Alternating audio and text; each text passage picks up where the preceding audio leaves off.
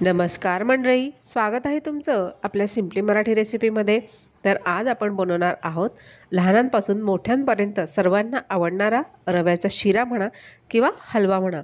तर यासाठी इथे मी 1 वाटी तूप घेतलेला आहे। त्यानंतर थोडं तुपामध्ये आपल्याला हे ड्रायफ्रूट्स चांगले शॅलो फ्राय करून घ्यायचे आहेत। यामध्ये मी काजू, बदाम आणि मनुके यांचा वापर करून घेतलेला आहे।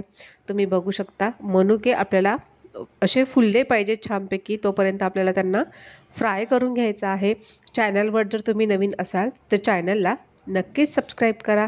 त्यानंतर पूर्ण तूप आपल्याला इथे टाकून घ्यायचं आहे। याचं सुद्धा एक मेजरमेंट आहे। ज्यावेळेस आपण 1 वाटी रवा घेऊ त्यावेळी आपल्याला 1 वाटी तुपाचा वापर करायचा आहे। आता आपण यामध्ये रवा टाकून घेतलेला आहे। जवळपास 1 वाटी तुपाला 1 वाटी रवा आणि आपल्याला मंद ते मध्यम आचेवरती हा जो रवा आहे हा चांगला फ्राय होऊ द्यायचा आहे। याचा रंग बदलेपर्यंत, याचा सुवास येईपर्यंत आपल्याला छानपैकी भाजून घ्यायचा आहे। त्यानंतर आपण जे तळलेले ड्रायफ्रूट्स होते ते टाकून घेतलेले आहे आणि त्यानंतर इथे मी थोडे पिस्ते टाकून घेतलेले आहेत। पिस्ता हा मी काही तळून घेतलेला नव्हता। त्यानंतर सुद्धा आपल्याला हे छानपैकी एक मिक्स करून घ्यायचं आहे सगळ्या जिन्नस। त्यानंतर आपल्याला यामध्ये आता 2 वाट्या गरम केसराचं दूध टाकून घ्यायचं आहे।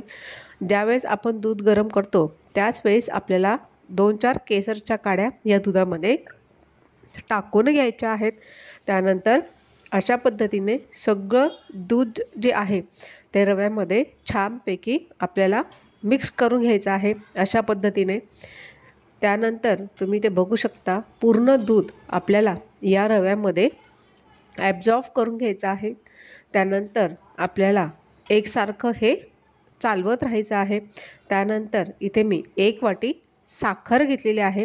1 वाटी रवा होता त्यासाठी 1 वाटी साखर, हे जे प्रमाण आहे ते एकदम योग्य आहे।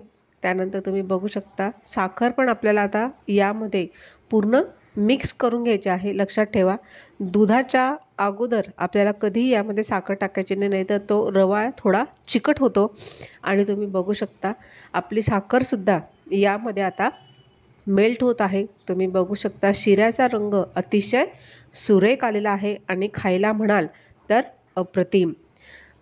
हा शिरा बनवायला जवळपास साधारण 20 ते 25 मिनटं अतिशय सहज लागतात। तुम्ही बघू शकता 1 वाटी रवाचा जो शिरा आहे तो किती फुलला आहे। आणि त्यानंतर आपल्याला यामध्ये सर्वात शेवटी टाकून घ्यायची आहे विलायची पावडर।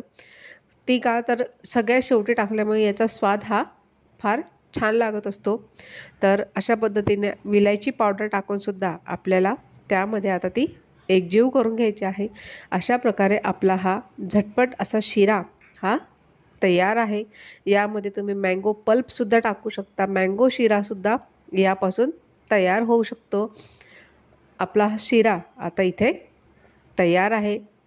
चला तर मग रेसिपी जर आवडली असेल तर चॅनलला नक्कीच लाईक करा, शेअर करा, कमेंट्स करा आणि हो जाता जाता मात्र तेवढं चॅनलला नक्कीच सबस्क्राईब करा।